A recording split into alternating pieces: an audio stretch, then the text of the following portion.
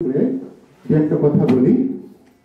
একজন ডাক্তারবাবু আক্ষেপ করছিলেন স্বামীজি, মা এবং ঠাকুর তিনজন রয়েছেন, তার মধ্যে ঠাকুরের প্রতি তার একটুখানি ছিল কিছু একটা, সেটা প্রকাশ করেছেন।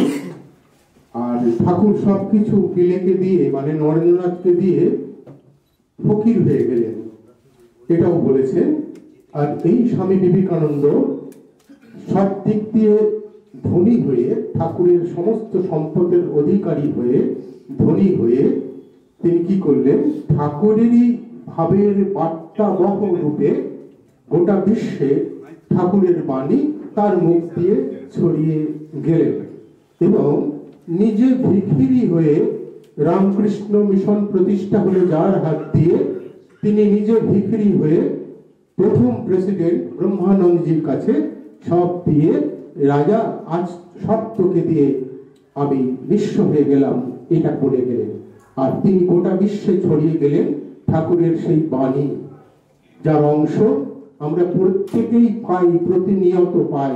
যদি একটা বর্ম বেঁধে রাখি তাহলে পাবো না। একটা সুন্দর আয়না আমাদের হৃদয়ে স্থাপন করতে হবে, যে আয়নাটা হবে স্বচ্ছ। মহারাজ বলছিলেন বিমল, আমি তার সাথে সু কথাটা যুক্ত করে দেবো।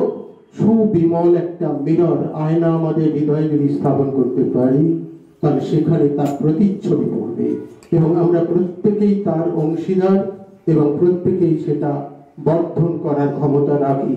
যেহেতু আমরা স্বামীজির সৈনিক, যেহেতু আমরা স্বামীজির মন্ত্রে দীক্ষিত, ডু গুড বি গুড, কাজেই যারা ভালো করবে তারা স্বামীজির যোগ্য সন্তান, যারা নিজেরা ভালো হবে তারা স্বামীজির যোগ্য সন্তান। এবং আমাদের সবার ঠাকুরটা হয়ে গেলেন ঠাকুর রামকৃষ্ণ দেব। কাজে সেই সূত্রে আমরা এক পরিবারভুক্ত।